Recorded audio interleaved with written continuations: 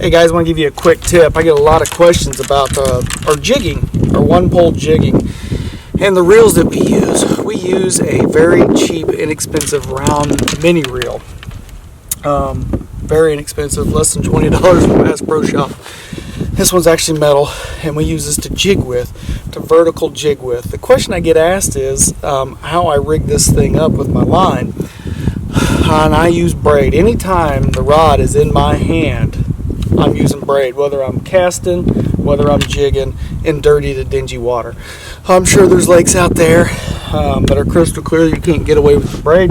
I don't fish those. I haven't ran across those yet. If I do, I'll go down to a fluorocarbon or a monofilament. But 95% of the time when I am fishing, I am using a braid. Nothing can replace the feel of braid for me. I love it. And the reason I use these little bitty round reels when I am jigging in lieu of a giant spinning reel is just pure weight. Just pure weight of this thing. Again, we're not casting, we're not throwing buzz baits. We're actually just pitching the jig in next to cover and bringing it right back up. So I'm not doing a lot of reeling. All of my fishing is with my fingers. I'm actually raising the lure in and out of the water with my finger like this. The question I get asked is, how do I rig up my braid? Braid, it can be a pain. It wraps around the tip of the rod. It's very frustrating, but I still love it. I don't think anything can replace the feel of the braid. So I have a reel here that's empty that I'm getting ready to rig up. The first thing I do is I'll use a very inexpensive monofilament backer. You want to put that monofilament on this reel before your braid. That braid is so slick, if you put it on this spool, there's sometimes that tendency the whole thing can just spin on this reel. So I take a cheap, inexpensive, this is a Bass Pro Shop monofilament, and I just thread that on there, and I line every one of these with 20 yards, less than 20 yards of braid, and I leave that on there for the duration of the reel until the reel breaks. I have to go buy a new one and throw it in the trash. And I do this with everything. Every one of my spinning reels, every rod I have, I start with a cheap monofilament backer. And I just put that on there, overhand knot right here, just an overhand knot. Put that down, just an overhand knot. Cut off that tag, and then just fill it up. Cut that, and then just spool you on 20 yards or so. You're never ever going to see this monofilament. You're not using this monofilament for the fishing. You're using this because monofilament stretches and it'll grip that spool. So I'm done. I've got enough monofilament on there to last me forever. I cut it off right there. I'm done with the mono. That's it. And that mono I put on there will last the duration of this reel until the gears strip out of this reel or I have to throw it away. And that's it. And then I put on my braid. This stuff is so expensive, I never take the whole entire spool and put it on one of these reels. I've never done that. This stuff's really expensive, and it does two things. You don't waste a whole 120 yards. I don't need 120 yards on this little bitty reel. I need 30 feet. I'm not going to be fishing any deeper than 30 feet when I'm vertical jigging. So I will use less than 30 yards of this on this line. That's not a lot of line. What that does is it allows me to rig. I can rig up 5 of these jigging rods with one spool of line.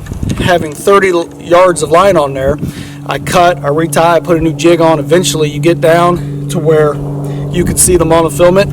It tells me, that's my indication it's time to put on new line. Very simple how I tie these together. I don't have any secret super duper knot. Again, I just take both knots, tie them together, overhand knot, pull them up, cut the knot right there. It's just a simple overhand knot, and then I just spool on my braid. Again, you never want to see the monofilament. So people think there's a special knot I'm using where I'm tying these together for the strength. No, I don't. If I see the knot, it's time for me to put on more line, and then I just spool this thing up with my braid. It's that simplistic, that easy. I put enough braid on here to where I can fish 30 feet. I've never jigged deeper than 30 foot one pole. There it is. I'm done. There's my braid. It's on there, and I go fishing. That's how I do every one of these. I put less than 30 yards of that braid on here. Simple overhand knot just to get it going, and spool on the braid. And you put on enough braid to where you don't even see the monofilament on there. Right, it's gone. And through my time of fishing, I always like having fresh line, so I'll cut off. You know, when I retie, I cut about 12 to 14 inches off. That's where you have the most damage to the line, to the braid, coming in and out of them trees, out of them brush piles, nicking the line. And throughout your time fishing, you cut off 12 inches. Eventually, you'll get down and the knot of that monofilament backer will be on there. I strip the line off and I put more on. So hopefully that explains. A lot of people have asked that question, how do we do that? It's that simplistic. But if you're using braid, whether it's on a spinning reel or a mini reel, bait caster, however you do it, if you're using braid, I suggest using that cheap monofilament backer on there, because it stretches and it'll grab that spool and not have a tendency to slip on the spool. If you've ever been reeling in braid and this whole thing slips on that spool, it's no good. You're defeating the purpose. So that's what the monofilament backer will do. It'll grab that spool and hold on to that. So look forward to a lot of new tips coming out here in 2019.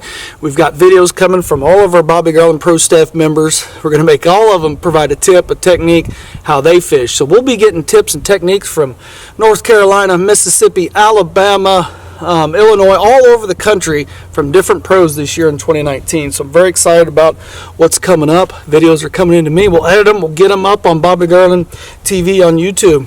Good fishing.